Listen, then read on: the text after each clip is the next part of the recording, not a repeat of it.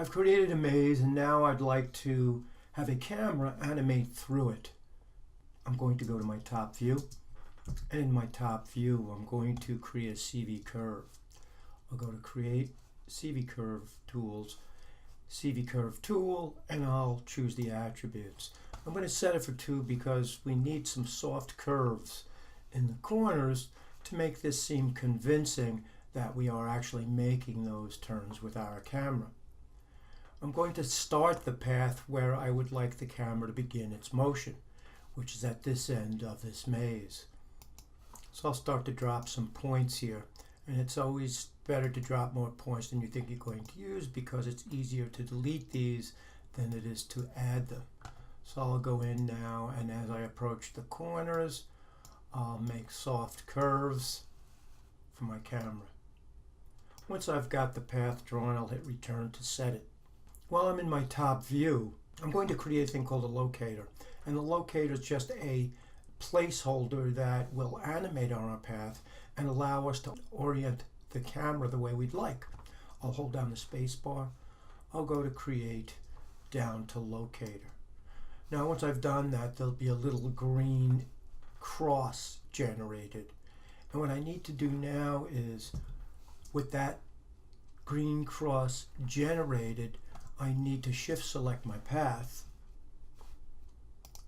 and then hold down the space bar, go to constrain, motion paths, and click on motion paths. And based on the frame range I've assigned to my animation, that locator will now follow the direction of that path from beginning to end. I've bumped my frame range out to 600 before I did this because I know that anything lower than 300 and the camera will move too quickly and the effect won't be as successful. Now that I've got the locator on the path, I'll return to my top view once again. I'll put my playback at the beginning of my timeline, and I'll hold down the space bar, go to create, cameras, and then click on camera. I'm going to move the camera to the locator at the beginning of the animation path, and when I zoom in on that, I'll leave the camera selected, and then I'll shift select the locator. If I was to hit P on the keyboard, it parents the camera to the locator, and now the camera is moving as well.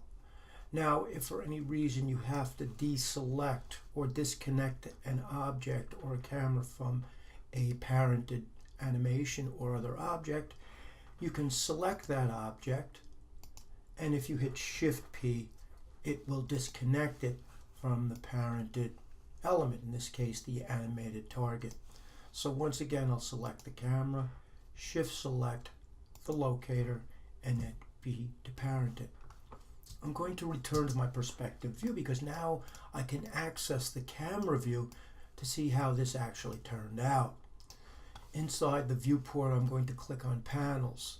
And if I was to go to perspective now, there's my camera 1. When I click on that, I'm now looking at my camera view.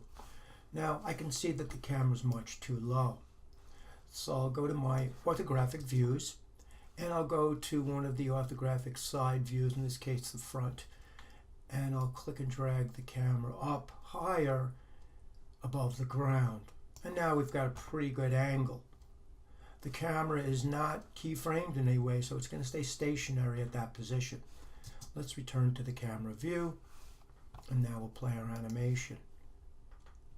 And because we've got a 600 frame animation and we've put those curves where there are corners, it looks pretty convincing that we're making those turns.